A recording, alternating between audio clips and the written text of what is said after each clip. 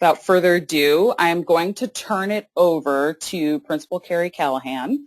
And this is a quote from her in our Fixed School Discipline Toolkits, talking about how money is used and, how things are, what is effective and what really works. And so I will turn it over to Principal Callahan. Good morning, everyone. So just to give you a little bit of background on me, I have been in education for 16 years now, and am currently beginning my 5th year as principal here at Pioneer in Woodland. And as you know, with the budget crisis that we've had for the last several years, I have been a principal under budget cuts and have still managed to find the monies that are necessary to be able to support the work that we're doing at Pioneer to move forward and create an environment for our students. And so I do feel very strongly about the quote that I included in the Fixed School Discipline Toolkit, in that the money is there, and we are capable of aligning the monies and making it work. And a lot of the work that we need to do doesn't cost us anything. It doesn't cost anything to have a courageous conversation with a teacher about how they behave towards students. It doesn't cost any money to have a courageous conversation about student behavior with their parents, and to behave in accordance with positive student behavior and reinforcements throughout the school day. And so that's kind of one of the big things that I advocate, and certainly in a different time, if you want to contact me, could share strategies or ideas for how you can do some of those things that don't cost any money. But certainly I'm going to focus today on the things that we did do that did cost us some money. So if we change to the next slide. So just a little bit of data about Pioneer. In 2010-11, enrollment 1685, 2011-12, just over 1,700. We have gone down slightly. We're looking at just about 1,600 for the beginning of this school year. Suspensions have continued to decrease over time, as well as expulsions. In the 2012-13 school year, we had 1 expulsion. And our suspensions have not been officially finalized, but they are less than the 145 that you see for 11-12. And you can go to the next slide. Okay, so funding sources that we used when I started at Pioneer, as I stated before, did not have a lot of funding sources. So there used to be the library block grant, just a whole slew of other monies that were coming in from the categorical side. And currently, the only monies that Pioneer receives in terms of categorical is the EIA monies, both for limited English proficient students as well as the state compensatory ed monies. And we have utilized both of those funding sources to support some of the work that we've done with the Youth Development Network and a few other areas with restorative justice and focusing particularly on the PBIS. We also were granted a grant, the Safe Schools Healthy Students Grant from the federal government that supported our district, and towards the end of that grant we received some monies to be able to help support the PBIS training that we did as a school and as a district. And then, of course, a lot of the discretionary monies that I have, which is not very much, does get allocated to support the work that we're doing at Pioneer. And so we've been really strategic about how we support the everyday runnings of the school, because for those of you that are school administrators, you know that the discretionary monies are not that much, and a lot of the monies are going to pay for copier licenses and paper and basic supplies for the classrooms, and there's not a whole lot left over at the end. But if you're strategic about how you allocate some of those monies, you're able to free some things up and support the work that you need to do in terms of culture and climate. So next slide. So in terms of Pioneer and what we have spent some of our monies on, so in 2009-10, when I started as principal at Pioneer, we spent $30,000 with the Youth Development Network, which is a network based out of Sacramento, and we have done extensive work with them. They have a framework that talks about the different supports and opportunities that youth need to be successful as adults. And a lot of the research stems from the 40 developmental assets, so if you're familiar with that, but certainly you can go to the Youth Development Network website, and they've got a whole gamut of information. They do what they call a Youth Development Institute, and they train teachers or anybody ultimately that works with youth to understand the supports and opportunities and begin to align practices and be intentional about what you're doing within your environment to support youth and ensure that they have opportunities to be supported. And then what they also are big on is building capacity. So they trained some of my key people at Pioneer, including myself, on how to deliver these development trainings. And so now we do those self-sustaining at our school site, and I, as well as a couple other people on my site, will do all of the trainings for newer folks coming in, and we don't need to use money with the Youth Development Network. In 2010-11, we spent $40,000, and that was kind of to do the trainer of trainers with the Youth Development Network, as well as to begin working with them on our peer mediation and mentoring program that we're doing with our students, and to implement some other student leadership types of programs for freshman transition, as well as some summer leadership academies that we've done with them as well. And some of those monies also went to providing PBIS training for our teachers. So again, we had some of the grant monies, and so that's included in that $40,000.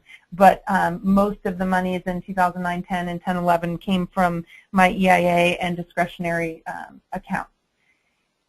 In terms of just some of the things that we've also added in the last couple of years, so that was 10, 11, and in 11, 12, and 12, 13, we spent some monies on what we call Challenge Day.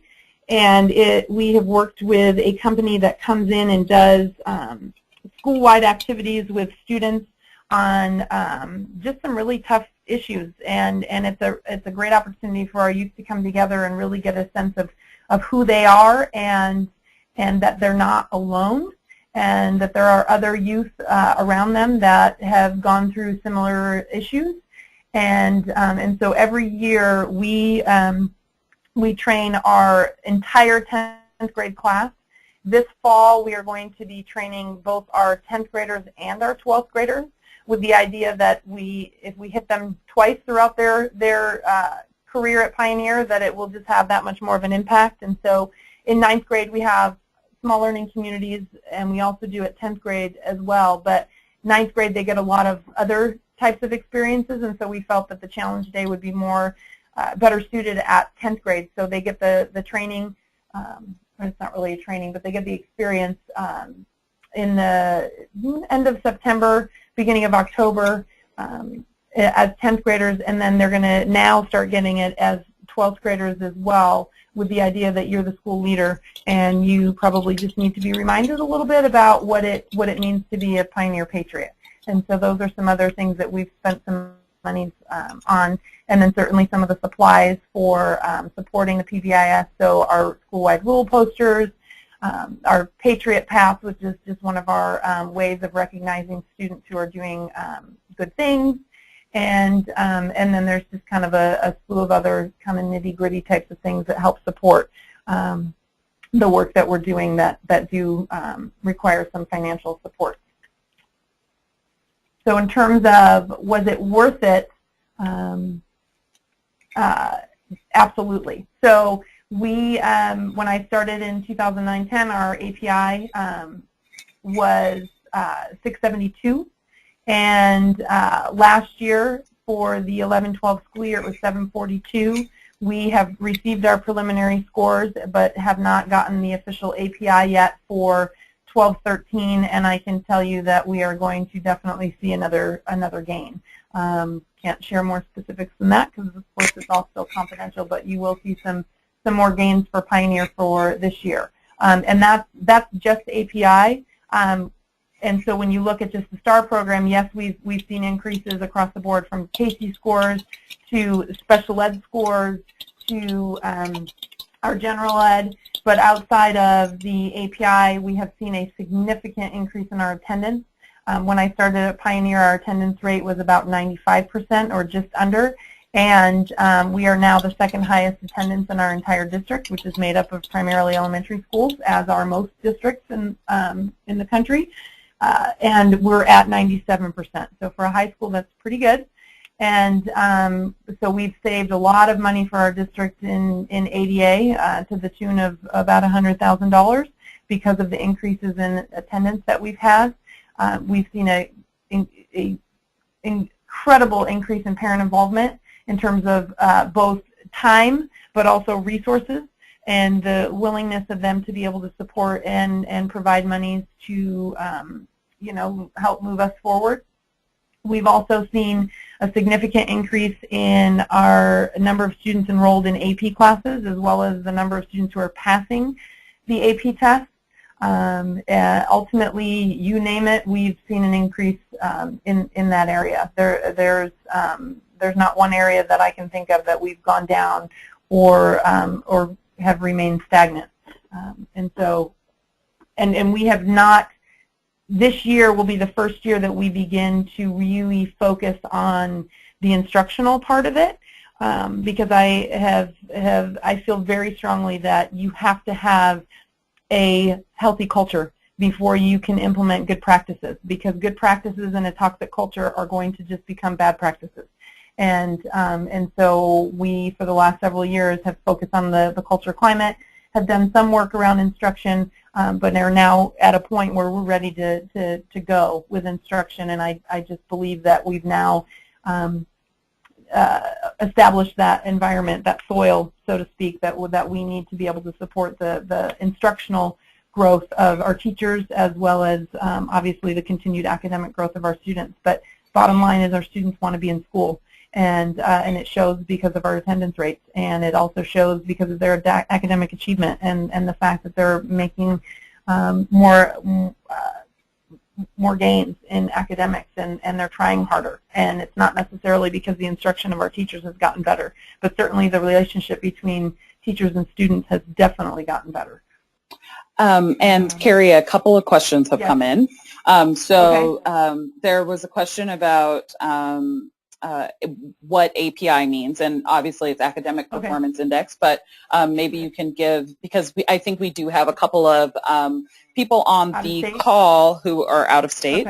And then also there was a request that we speak a little bit louder. So Mary, I hope you can hear us better.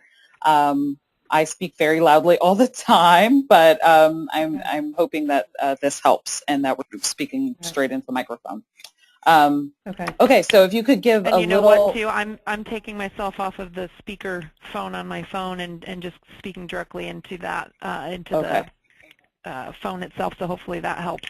Okay, hopefully, yes. So in terms of the two questions, you want me to answer those first, or you want to share the other questions and I can kind of jot them down and answer them all?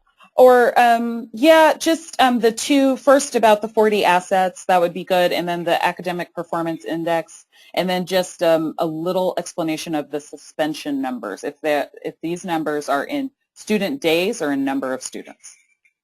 Okay, so in terms of the API, so for the state of California, API is our state accountability index number, and it's based off of it ranges anywhere from 200 to 1,000 API, and the state wants you to be at 800, and so you'll see that we're still not where the state would expect for us to be, but we're getting closer and closer every day.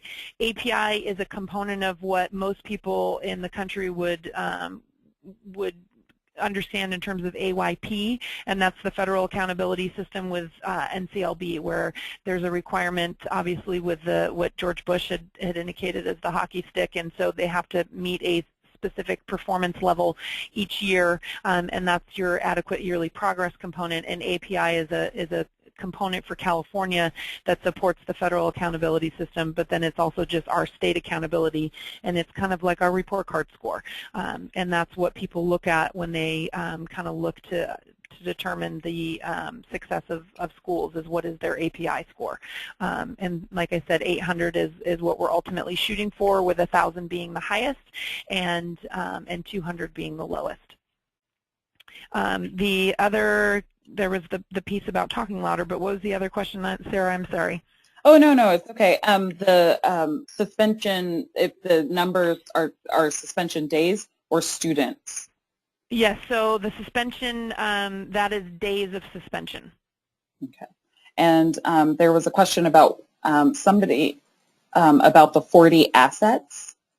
Okay, so the 40 developmental assets, that's one of those things where if you Google it and just type in 40 developmental assets, you'll get a whole slew of information about that. But ultimately, the 40 developmental assets is a lot of research, obviously, to support the youth development aspect, where they have categorized internal and external factors that that support or negate youth success.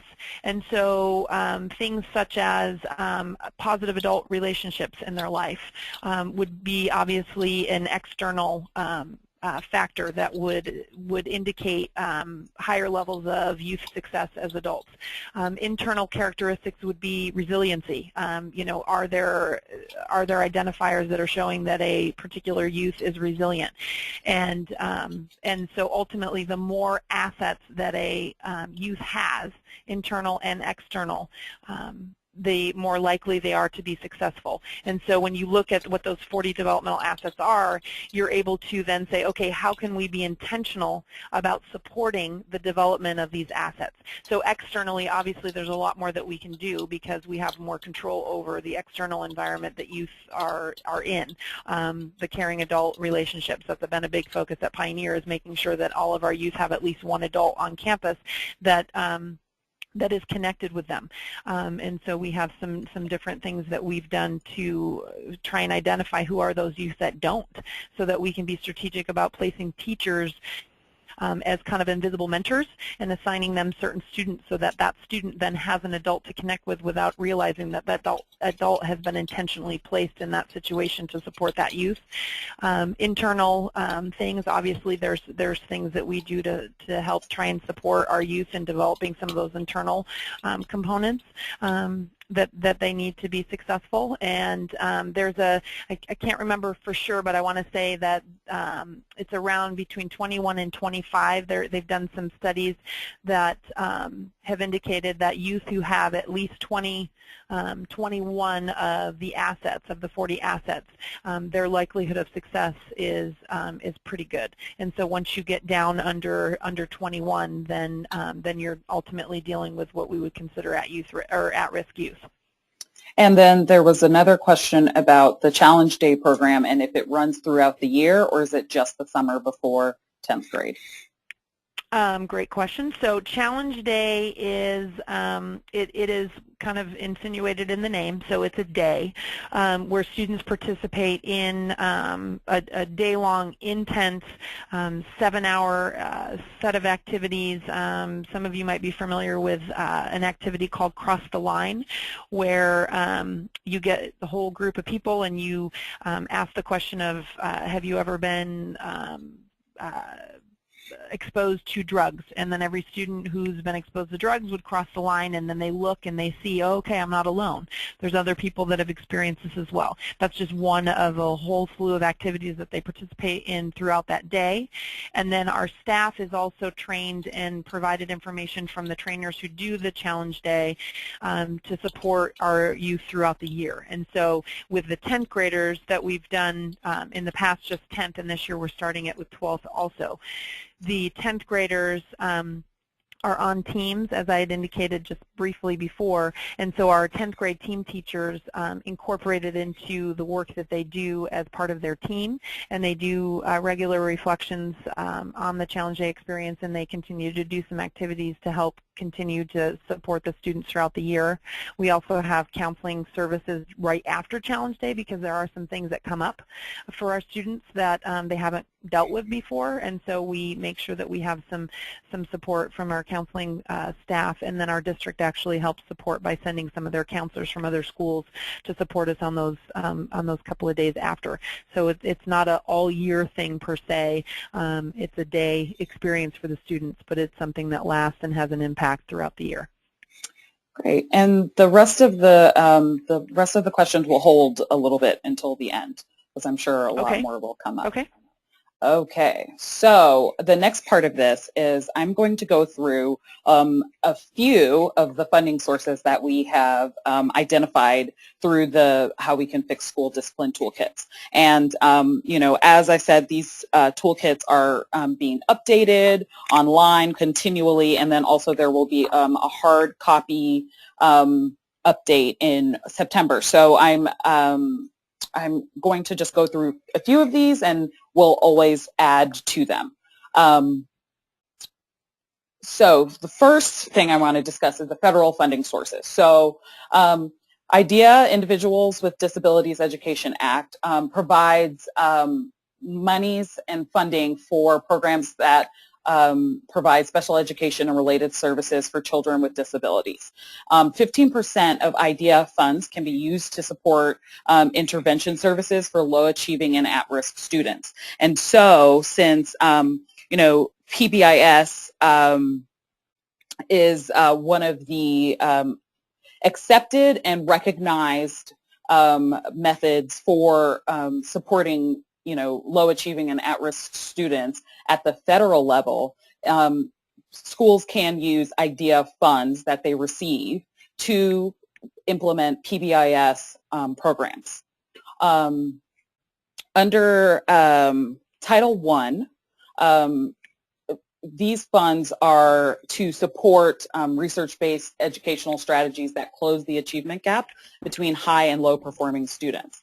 And they're granted to schools that have high percentages of low income, also known as high poverty schools, and they have a lot of times we refer to them as free and reduced lunch. So with these services, with this funding rather, you can use alternatives to suspension and expulsion like PBIS and restorative justice as such proven, research-based, effective educational strategies that can close the achievement gap. We've seen that when students stay in school, their education achievement increases, as you've seen with Principal Callahan's school. Another federal funding source that actually Principal Callahan spoke about is Safe Schools and Healthy Students Initiative. So this is a collaborative grant that is given to schools through the given to local education agencies like districts from the United States Departments of Education, Health and Human Services, and Department of Justice. Basically, this initiative is seeking to develop real-world knowledge about the strategies that promote a safe and healthy climate and environment for students. In order to receive these funds, the school will apply directly to its LEA. I am hearing also that this program is no longer available, so I actually will make sure to it still came up, but thank you, Dr. Sprague. I will make sure to see this in the updates and to follow up. Also, I wanted to discuss there are a couple of other funding sources. So, for instance, and as you see, these are hyperlinked. So, Race to the Top grants, which come from the United States Department of Education, provides grant funding to LEAs to develop personalized learning opportunities for students to close the achievement gap. There's, I believe, there's a new application cycle opening now. You heard about economic impact aid. So here is a link to this, to that funding source as well. And through the State Personnel Development Grant, which is a federally funded grant, some agencies are able to provide funding. So for instance, for instance, California Services for Technical Assistance and Training, who do a lot of training in positive behavior intervention and support, they are able to provide, $600 to $1,800 a day for training. Next, I will speak about state funding sources, and I know this is a little bit, these are text-heavy pages, so please bear with me. So the School Safety and Violence Prevention Act, also known here as California School Block Safety Grant, provides grants to school districts who are reducing school site violence and promoting school safety. So these funds are for students in grades 8 through 12, and they can be used to hire personnel who are trained in conflict resolution.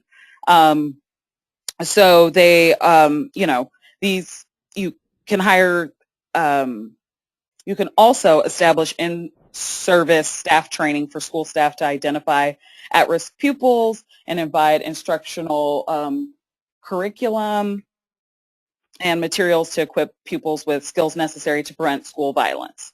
So strategies, obviously, like positive behavior intervention and support, restorative justice approaches, and social emotional learning have been directly correlated to preventing violence in school settings, and so funds can be used for that.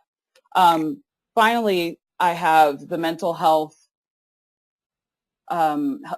Services Act, Proposition 63, which is distributed through the California Department of Mental Health to county mental health agencies. So LEAs, and I saw a question earlier about what an LEA is. It's a local education agency, which I would say translates to a district. So, for instance, the San Francisco Unified School District is an LEA. And it can contract, so the district can contract with county mental health agencies to access this funding. So, for instance, the district can develop a memorandum of understanding with its county mental health agency to access the funding to address mental health services in pupils' IEPs. Now, the reason that even though it says, IEPs specifically, I'm sorry, I'm seeing a couple of questions. So I know I'm talking about students with disabilities. However, we're seeing that some, since the federal government has identified positive behavior intervention and support, which originated at some point with students with disabilities, they've seen and recognized that it works for all students. So these funds, since the federal government directly recognizes positive behavior intervention and support as an accepted strategy, these funds can be used for those purposes. And I would say also they can be used for other strategies, discipline strategies that address all students, including students with disabilities. Next, I wanted to discuss really, really briefly the local control funding formula, which was just passed. It increases the base funding level for all students, and so districts will receive supplemental funds for low-income students, foster students, and English language learner students. One part of this is districts should determine how funds will be used through their local accountability plans to address suspension rates. And I have included a link here, and I will also include more.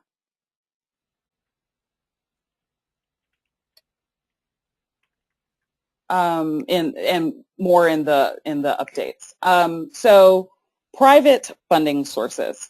And there are a breadth of these, so I'm just going to talk about these two for now, and then we can, I can add updates. We're in the active process of updating this section of the toolkit now because there's so many other things that we've found out about and things that are also changing.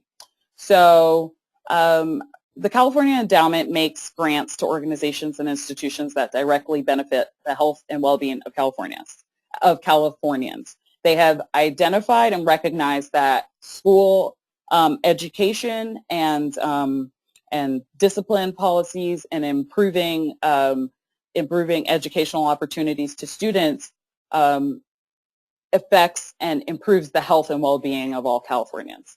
So support is provided to nonprofits, 501c3s, and public institutions for those goals. The campaign for Black male achievement also provides funding for a wide range of policy advocacy for creating opportunities for Black men and boys. Again, schools are a focus there. Grant making here from CBMA supports community organizers, public government agencies,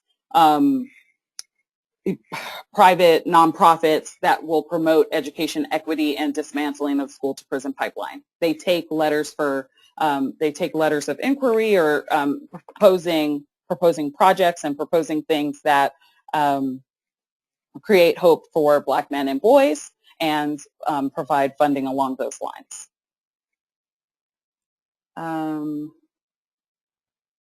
And these provide links. So as I said, anything orange and underlined is hyperlinked to talk about, to give more information. Okay. So actually, I want to, at this moment, so I know there are a lot of questions that came in and some things that just need to be a little updated. I think actually this is very helpful. Kerry, thank you for answering a lot of these questions. Do you want to address any of them right now? Well, the only one aside that I haven't responded to was the question about the classified staff. Oh, okay. That Al had asked in terms of just what are classified staff doing to support students. So all of the youth development trainings that we've had have included classified staff as well. So all of our security has been trained in youth development, and most of our key office staff have also been trained to support. And when we have done some of the mentoring, we've had some of our classified staff take on students and mentor them. And it has actually been phenomenal. In fact, every year at our graduation, one of our traditions is that the students, the senior class, picks a staff member that they would like to be the staff speaker for graduation, and it has always been a certificated teacher, and never has there been anybody even nominated from a classified staff to give the speech. And this year, although he did not win because there was a certificated teacher that did, we had our lead custodian receive the second highest number of nominations from the senior class to speak at graduation because of the work that he's been doing with some of our students that need the most support. So they've been involved along with the certificated staff. Yes, and then I believe there was a question, Prop 63 funding is county by county determined, or I guess that was a response to something. I would also want to state that there's, there are certain people, for instance, in County Office of Education that are able to give training to different schools for free on on various discipline strategies. The one that I'm thinking of specifically is for positive behavior intervention and support, and that's through the Placer County Office of Ed. So, and that is through the Mental Health Services Act. So that's kind of to clarify just, that while, these things are sometimes already planned, there are people in these, in the county offices of ed that can provide training for free in your school and coaching. So I can get more in depth on it if you have more questions about it, but that's kind of a clarifying point. I think there was another question. Well, now I'm not seeing it anymore. Okay, well, I think we'll move on. But if you asked a question that I did not answer, or Kerry hasn't answered, please submit it again.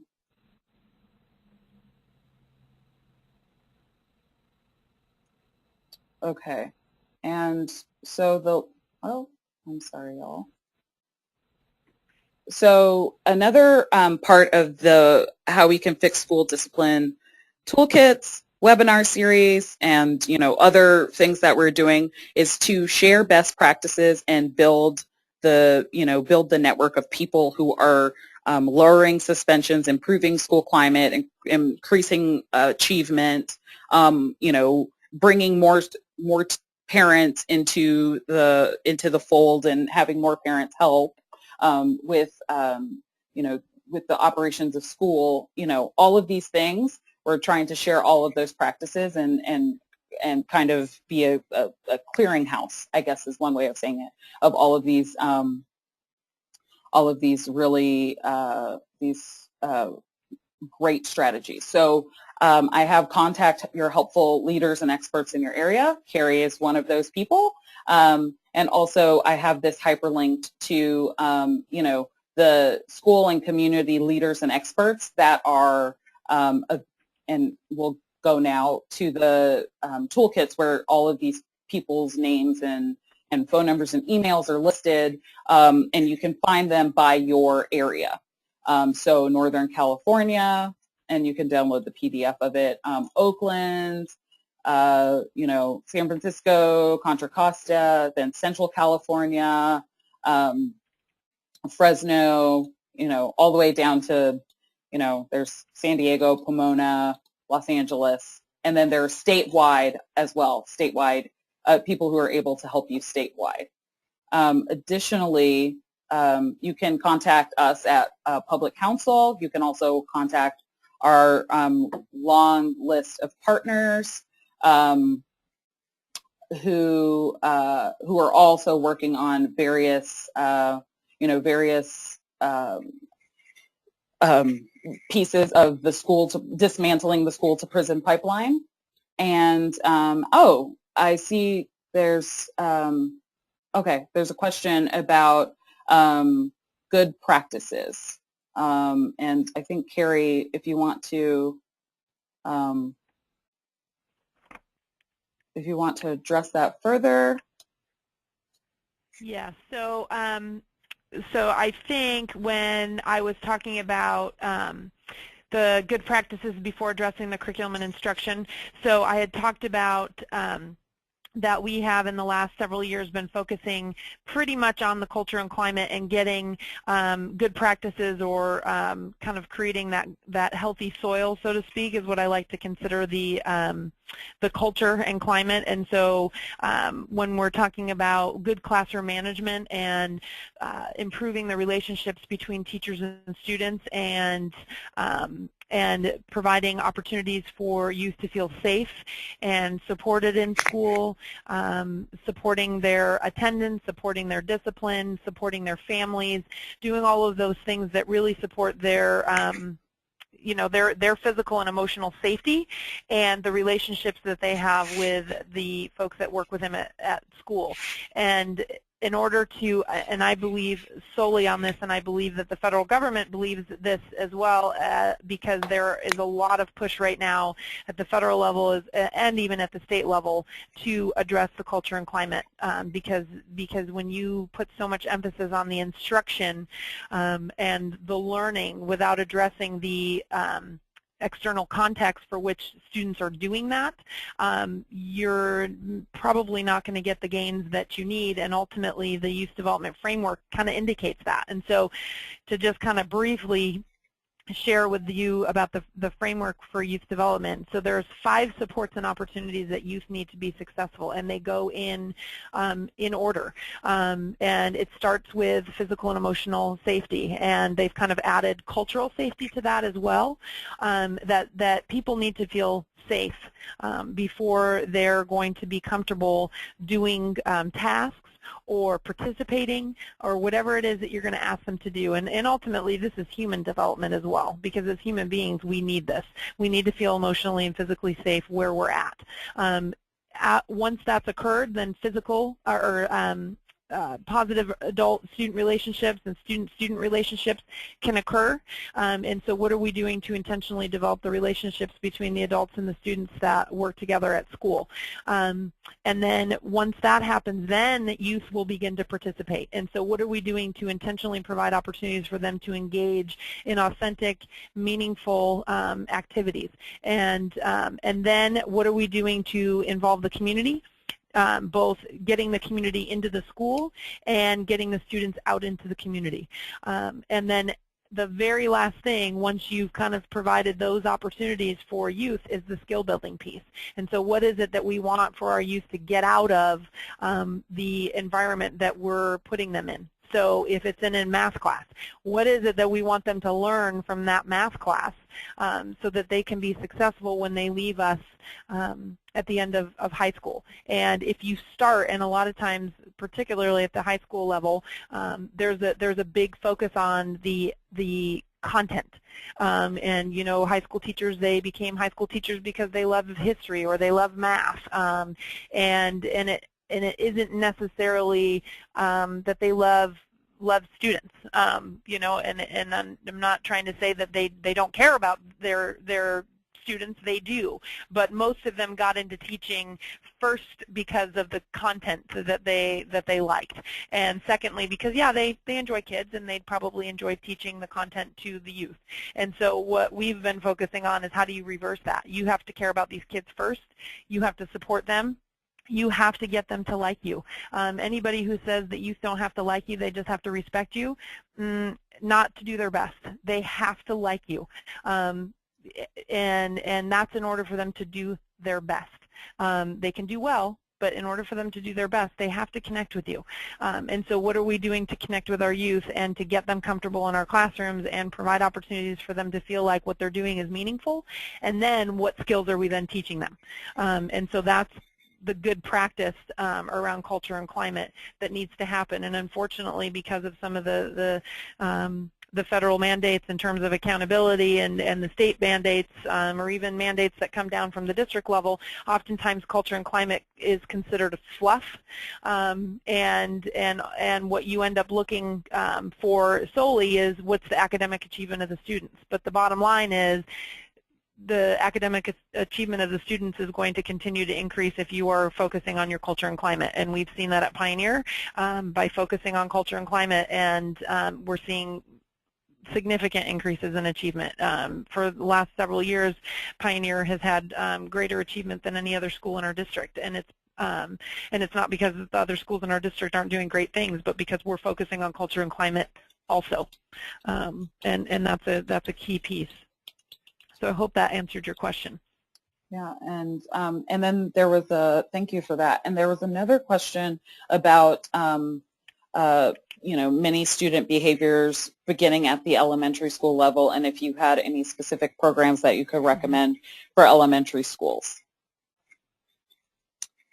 You know, to be honest with you, I think the PBIS piece, and it's the positive behavior intervention system. And so it's not a program per se, because there's different ways that people implement the structure, but there are specific key components that you implement under PBIS, and it starts with very basic and simple rules.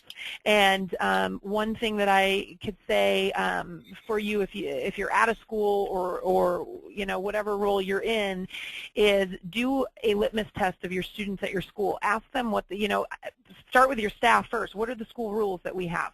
And then ask the students, what are the school rules?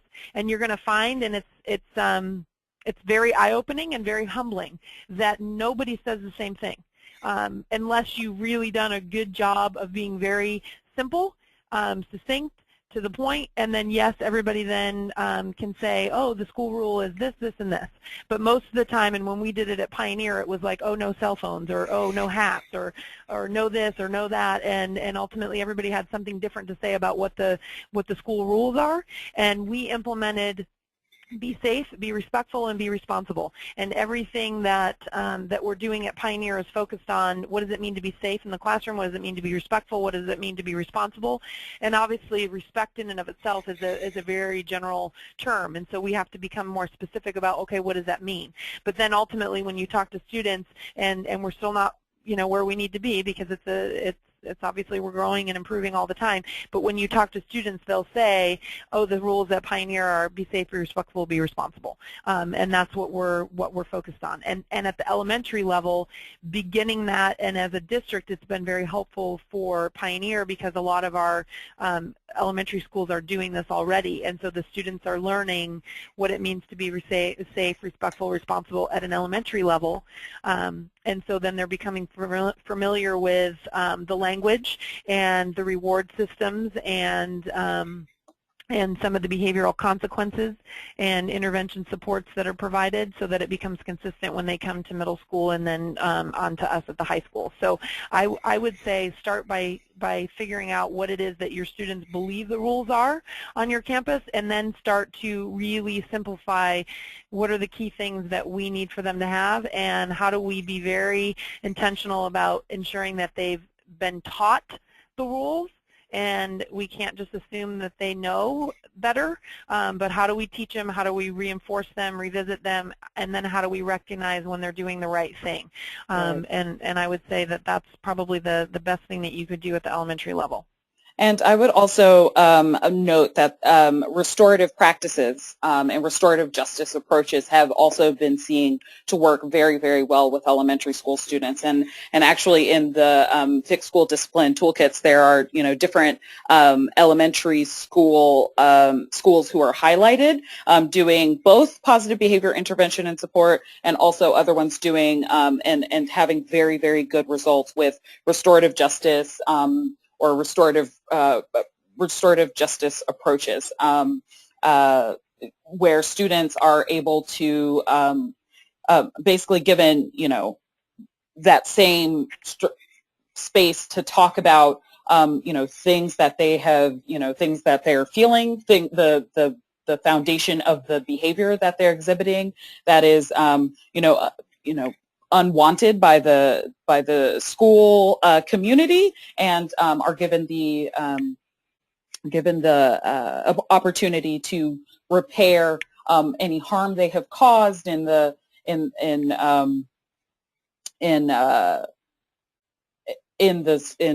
school community, or to, you know, their friends, and there's an emphasis on community and respect.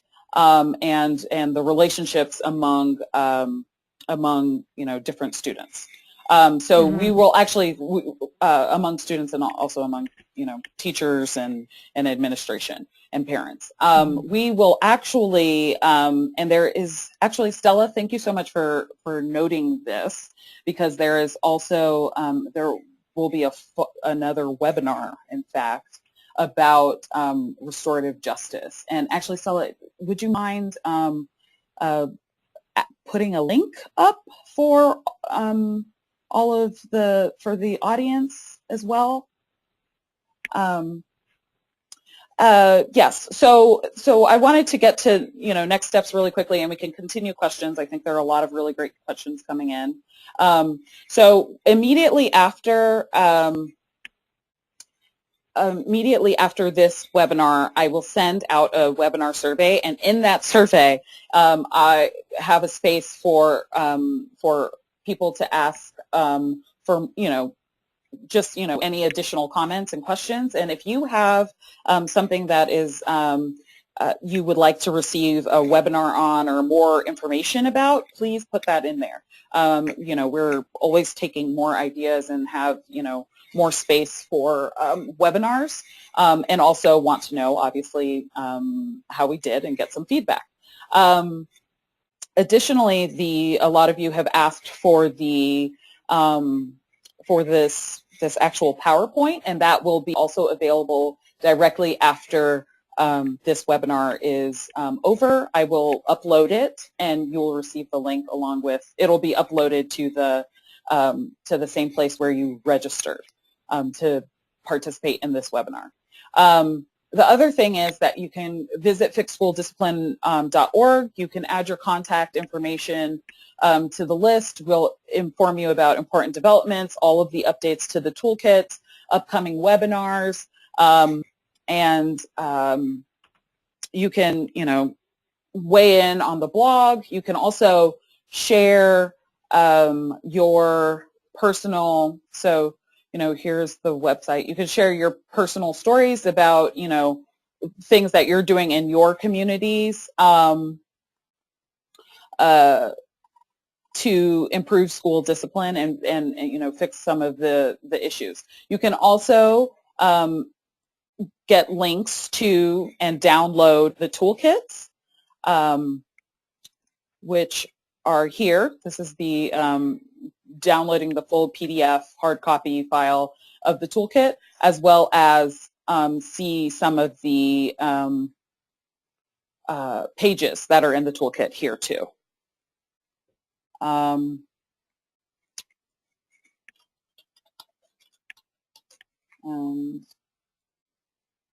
there we go. And then if you have any extra, if you need advice or you need help, you can contact me, Sarah Omojola, or Principal Kerry Callahan, who has, obviously, as you all have seen, great advice and great information about funding, about practices that are effective, and all of that. So we can continue with questions. This webinar will go until 11:15. Kerry, do you have anything else to add? I was going to respond to Debbie's comment in terms of the like, and I agree with you 100,000% in terms of the whole trust piece. And I think when I use the word like, it's kind of some things that are inferred that like to me is not that, oh, I think my teacher's cool, or oh, she's funny, or she's this, but more of the like, I trust her. I can go to her when I need something. I can go to him when I have a concern or an issue. They're going to be confidential. They're going to do whatever it takes to make sure that I'm safe and successful. And so I agree with you in terms of your comment, and I appreciate that clarification, because I think it's important that people understand that like does not necessarily mean just I like you, but that there's some things inferred about a relationship that's very positive, productive, supportive, and those types of things. And then Stella made a comment about the respect agreements versus the rules, and that actually is one of the first components of the Youth Development Institute that that people participate in is what is the difference between agreements and rules, and that there is a very distinct difference, and there is a place for both, but that oftentimes schools have rules, and rules mean authority and can be construed as punitive and more focused on just kind of that traditional discipline, like I'm the authority and you're the subordinate and you must follow these rules, versus agreements that really help support the emotional safety of everybody who's involved in whatever the activity is. So if it's in a classroom, what are those agreements that need to be had amongst the teachers and the students so that everybody feels safe in the classroom? And a difference between a rule and agreement might be a rule is that there are no hats on in the classroom. Well, unless there's a religious need for it or cultural need for it, and because ultimately kids don't need to wear hats in a classroom to feel emotionally safe. But an agreement might be that no put downs, and that ultimately when somebody shares something in the classroom that there is a guarantee that no one is going to put them down, and that's going to ensure that they feel safe to speak up because there is a guarantee that no one's going to have a put down. So that's kind of that difference between agreements and rules, and is a part of that youth development training. So thank you, Stella, for that comment. And I would just address that. So for there was a question about help for accessing funding beyond having names of funders. So actually, the presentation, it's so the names of the funders. There is so when you click on the actual, so I should go back and show this. So these names, so for instance, California Endowment or Campaign for Black Male Achievement, when you click on them, it takes you to the website of the funder, and the same is true for the state and for the federal funding sources. It takes you here, and where you can download the you can figure out the application deadline. So for this one, it's ongoing. You can figure out, excuse me, you can see what types of ventures or programs or services the funder will fund, or and what is eligible and what is not, right? So I will go back and find, there's also for instance, as I was showing earlier, the Mental Health Services Act. Here is more information about it, and obviously now that I see there's a little bit of interest in these things, I will update for the updates that are coming onto the web immediately, and then the updates that'll be in the new toolkit. I'll make sure to kind of give more information about how specifically to access this funding. Yes, and thank you to Walt for the links about the California Endowment's restorative justice information. Then I see a question that says, what role do you see for a school counselor, and can we build a rationale into a grant application to acquire one? I will let's see.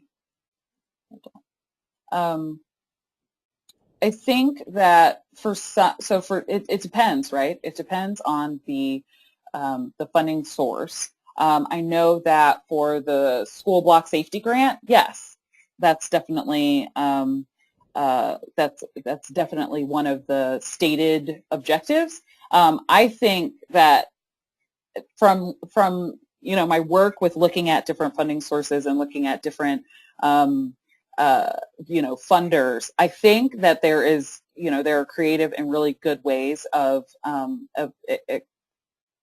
doing anything that will improve the achievement and the school climate of your school. So I think, yes, you can.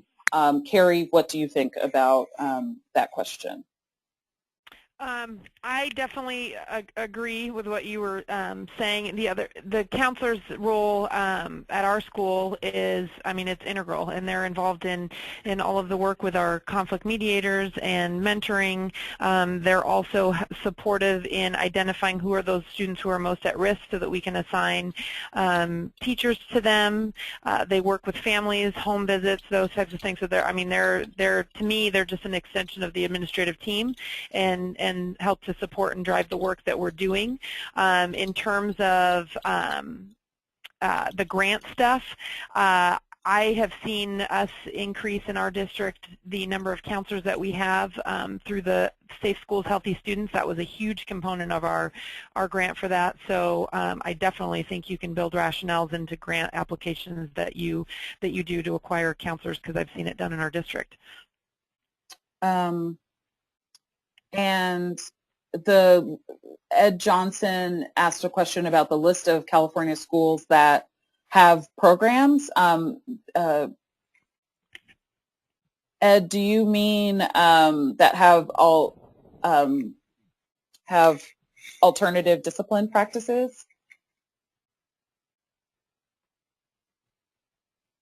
And I'm just hoping for clarification on that. And then restorative, so emphasize restorative approaches is the next question. So when I discuss restorative approaches, I'm talking about restorative justice or restorative practices that highlight, as I was explaining earlier, it's another type of strategy for improving student behavior and addressing student behavior and the causes, and improving school climate by emphasizing community, respect, relationships, and making sure that students, when they are cognizant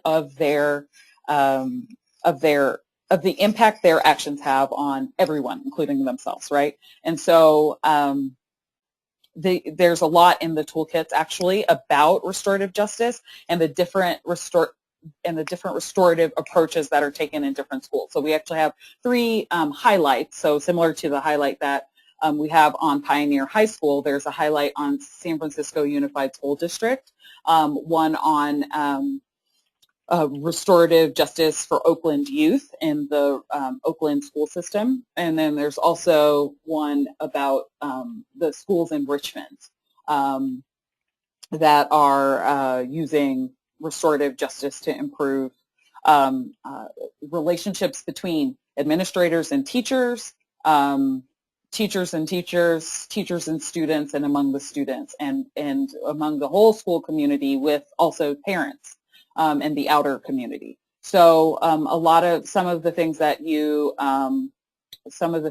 would see with restorative approaches are things like community building circles, where everyone is in a circle to kind of, and when I was a teacher and when I used it, we were in this community building circle to establish the guidelines by which we wanted our classroom to run.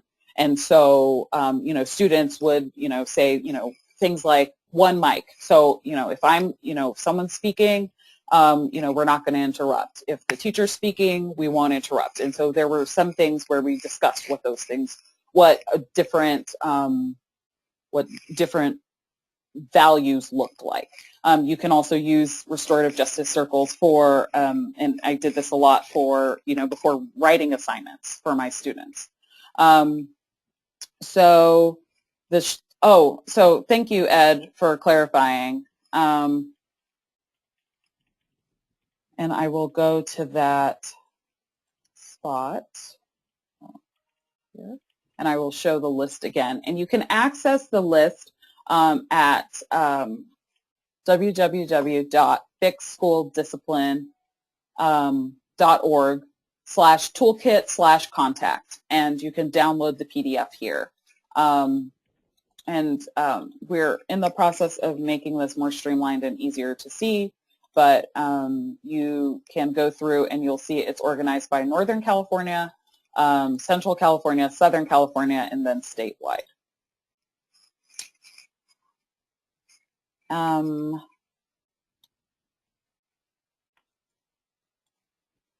Let's see.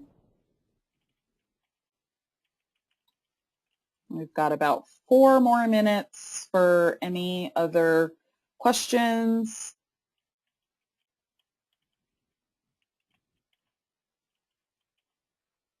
Oh, and to follow up also, Ed, if you go to the toolkit, you can also see a list of highlights of different schools that were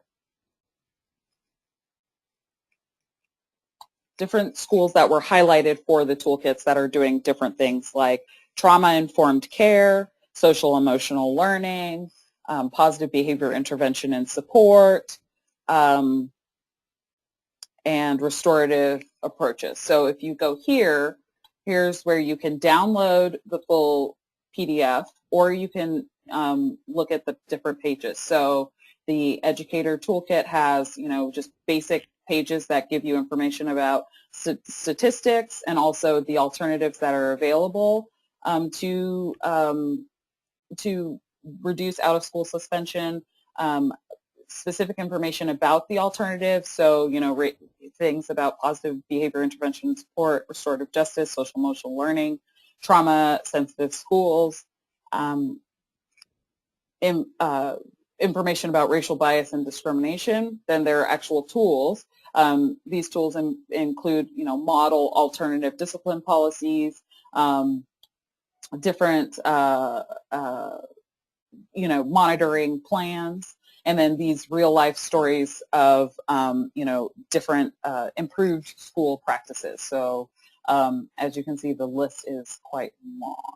I'm going to say thank you so much for participating in this webinar. It was, it was so engaging and so helpful to hear all of your questions, and it will definitely help with the with our following updates. I am so thankful to Principal Callahan for being, one, a great principal, and two, participating in this and taking time out of your summer vacation to help me out with this. So thank you, thank you, thank you. Absolutely. I was happy to do it, and thank you all for logging in.